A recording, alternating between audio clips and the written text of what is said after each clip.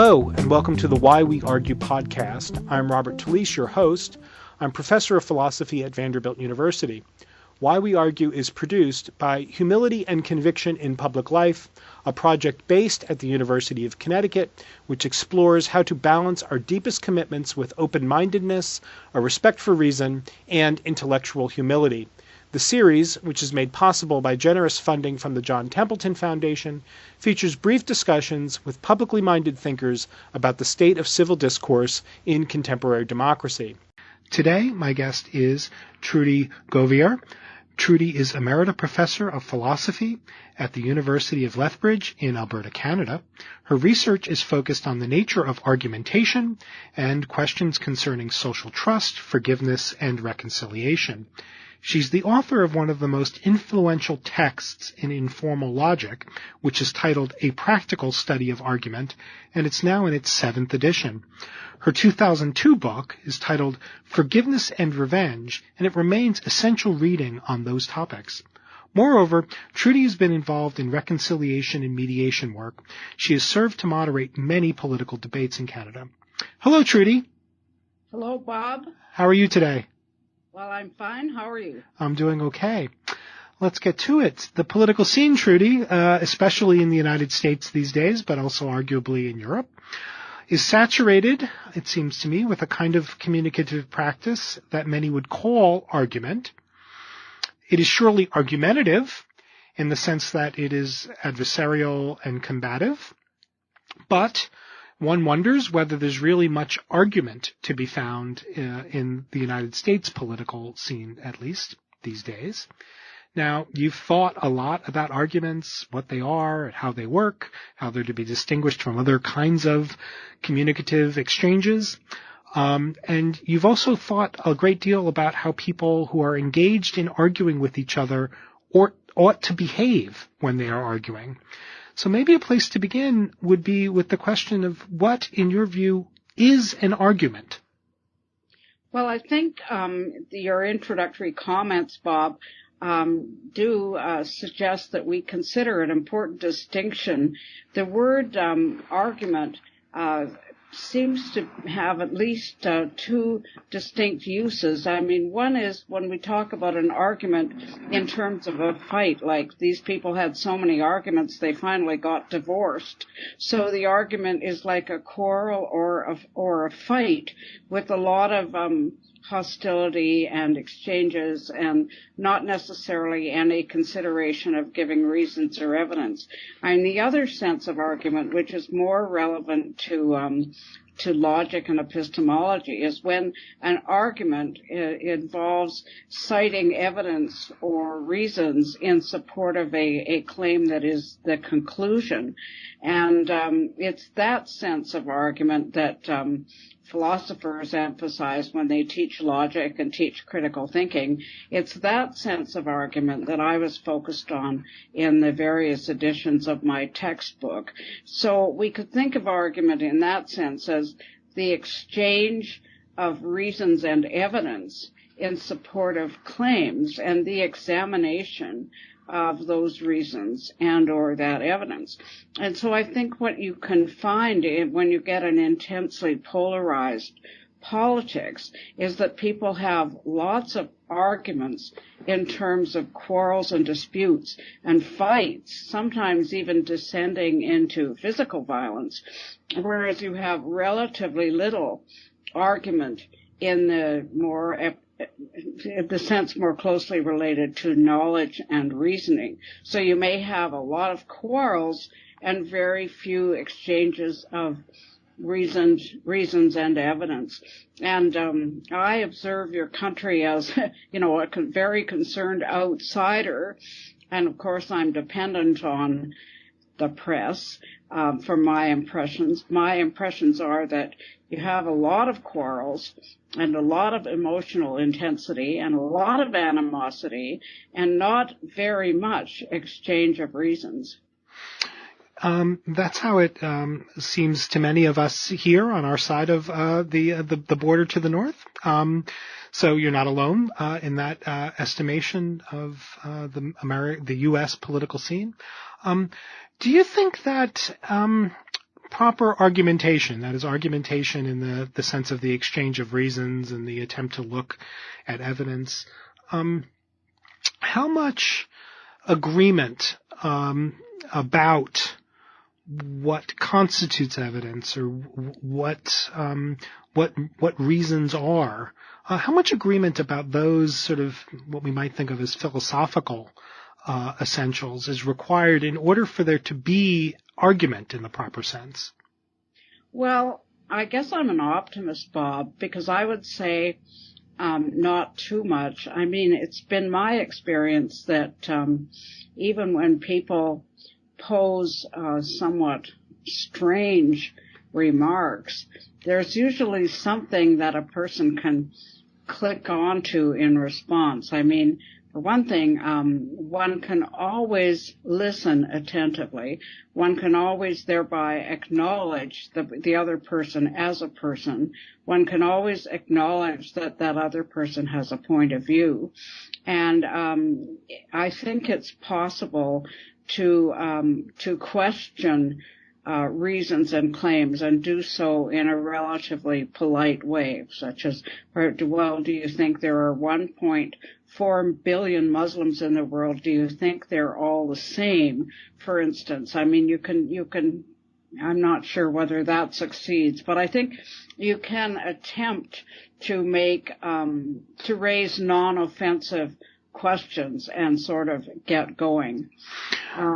So, I mean, I guess I would say I don't really see that there is a complete absence of agreement, or if there appears to be a complete absence, I don't really see that reasoned discourse is impossible. I might also mention, I mean, in conflict resolution, people emphasize interests, shared interests. And I mean, there certainly are shared interests, in having a country safe from invasion and having jobs for one's children and so on.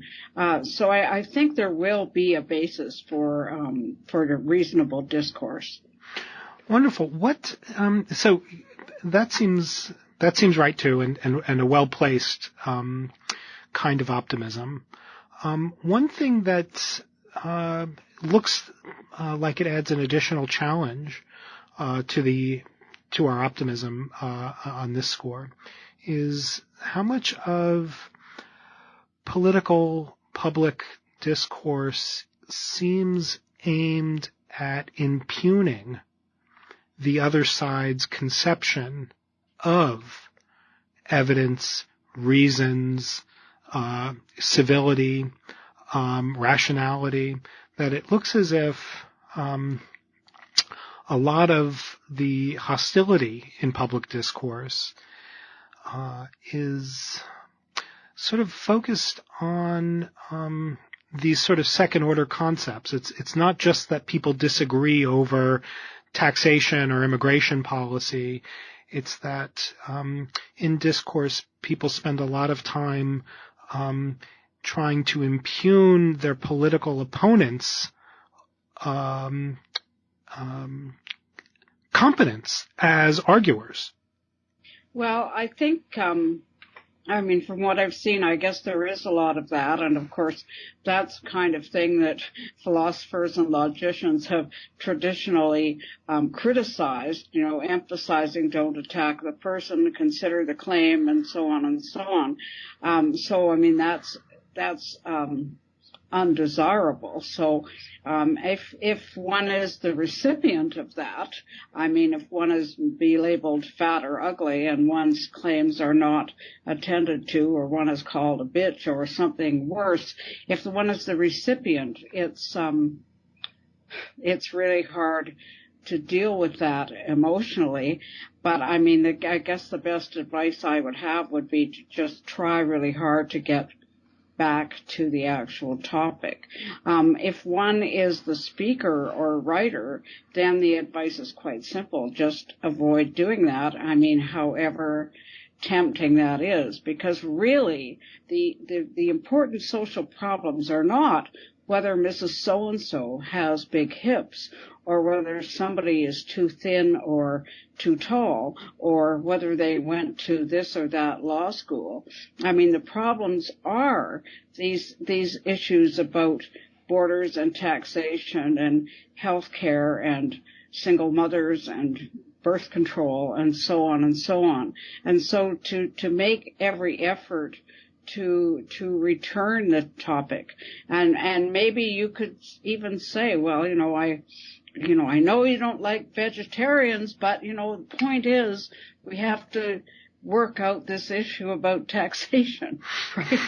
I mean, it's just these things, although they're multiple, and they're not, from my observation, I don't think these things are entirely restricted to one side of the debate or the other. I think people who regard themselves as liberal progressive thinkers can also lapse into this when they, criticize the hairstyles or the diet or fashion sense of people on the other side. I mean, these are temptations, but they should be resisted.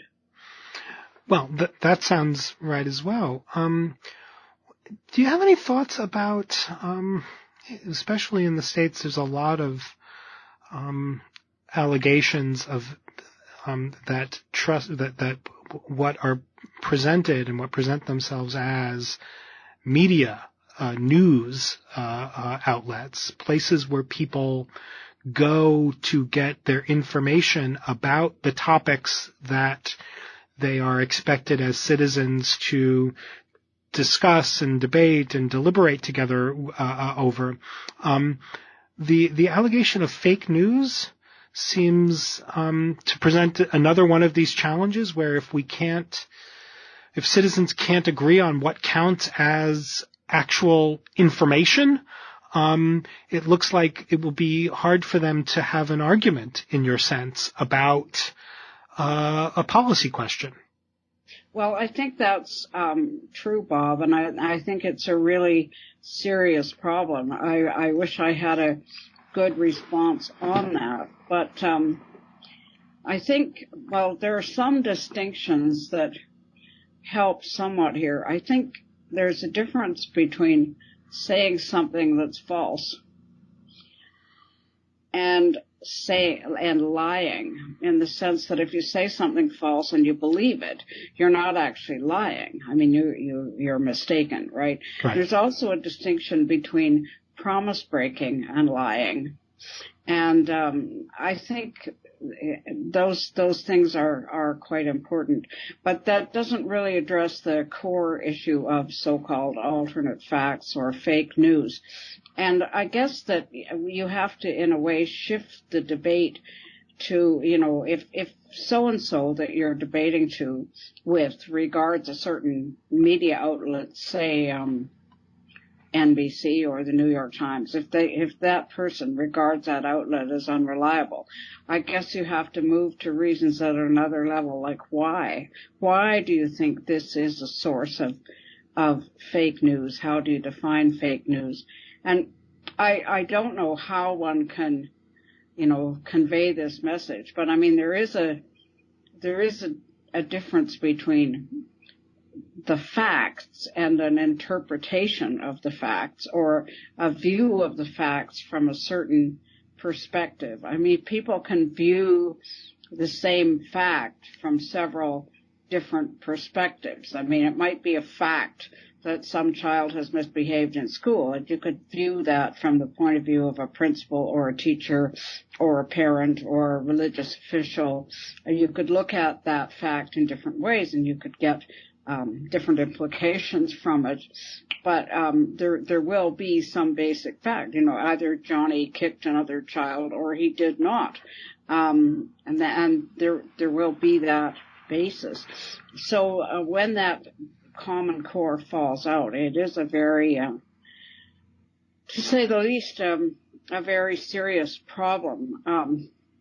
we don't appear to be experiencing this problem here in Canada, at least not yet. But who knows? I mean, our day will come, and I think we have to struggle to not feel smug when we look at our political scene and compare it with some others. So that's one of our problems. One further sort of worry. I'm an optimist too, along with you, Trudy. But sometimes it helps optimism to think through some of the challenges. In the States, one of the things that seems increasingly prevalent and disconcerting is a kind of tribalism that seems present within contexts that are supposed to be properly argumentative. And the kind of tribalism I have in mind is runs the following thought, let's say.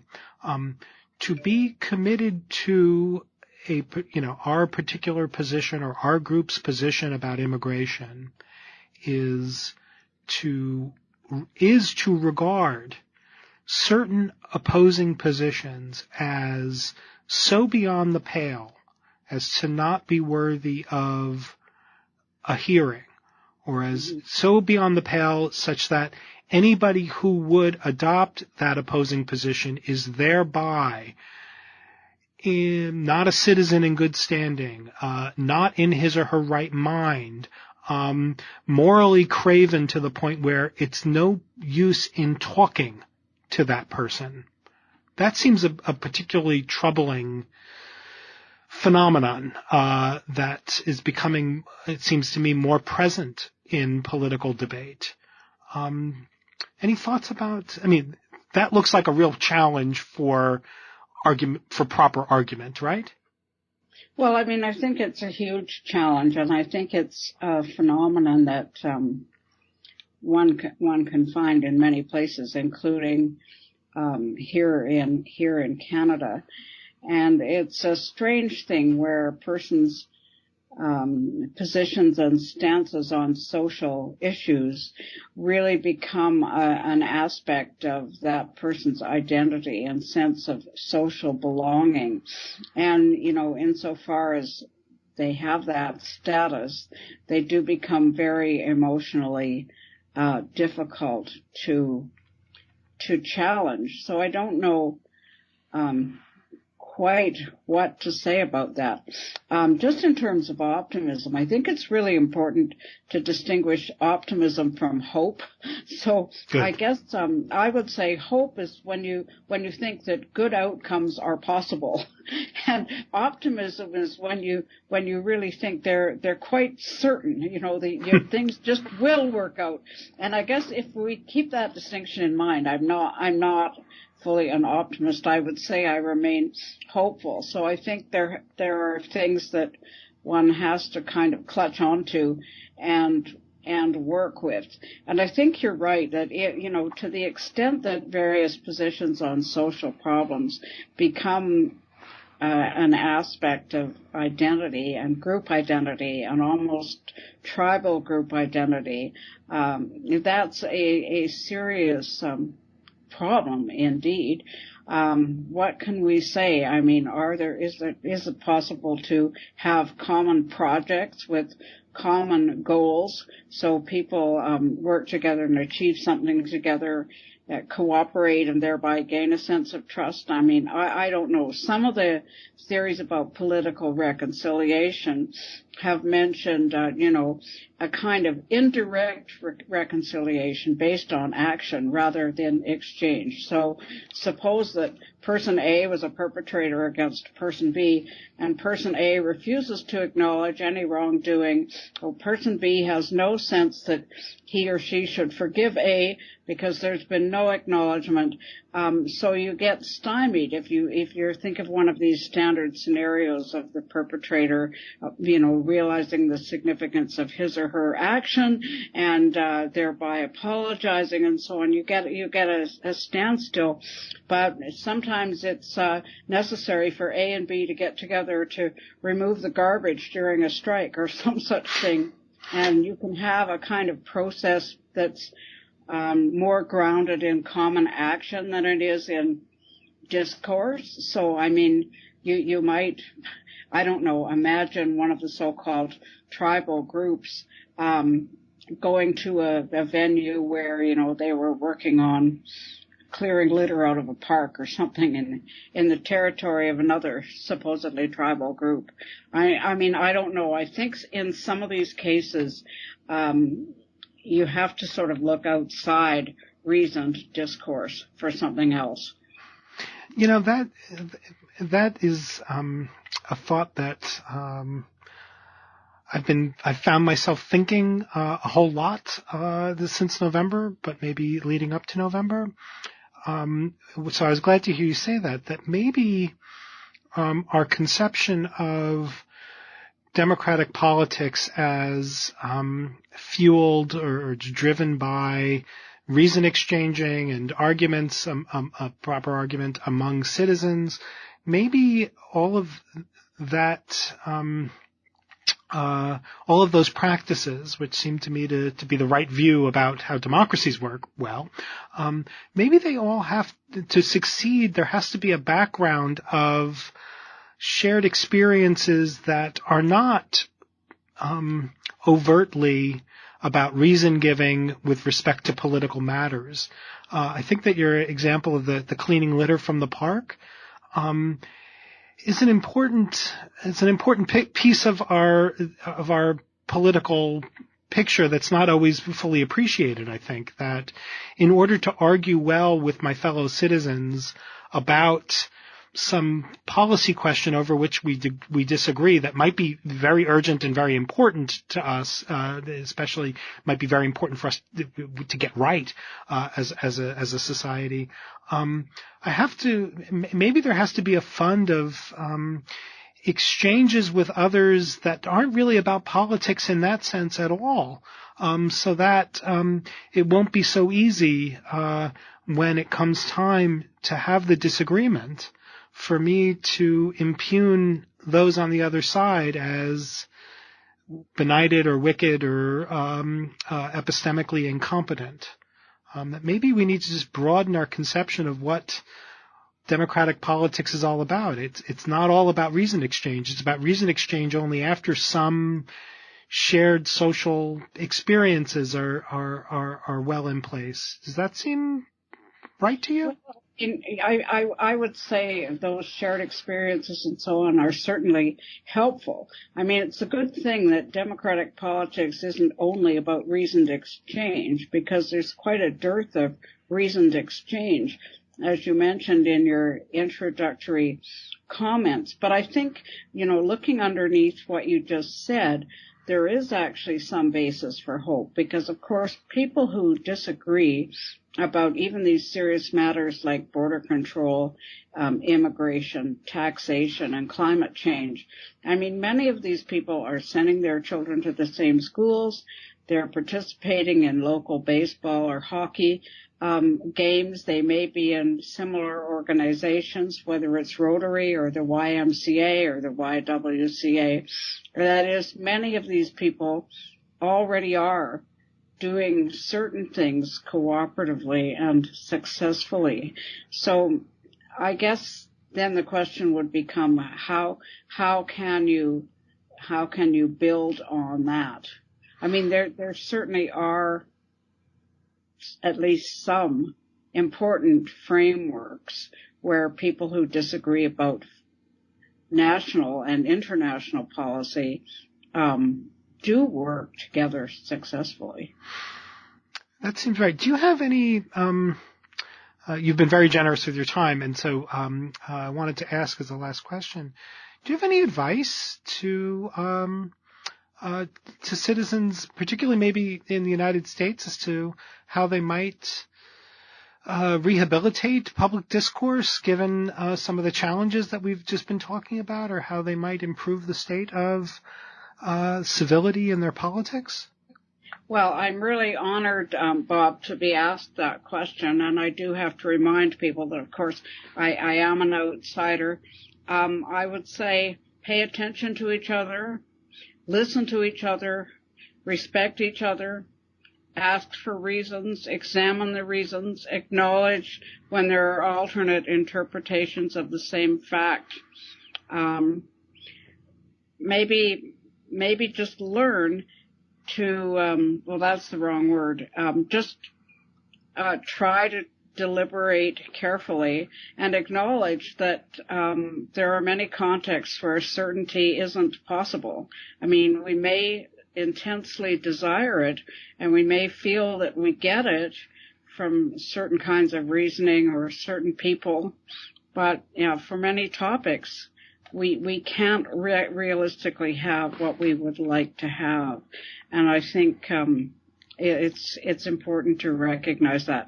I think I was talking to another American person a couple of weeks ago about these issues, and she thought that the desperate craving for certainty was a powerful force behind these things. So I think we do have to pay attention to the differences that are there and try to listen respectfully to people, even when in our private inner mind or brain we may think they're really pretty stupid.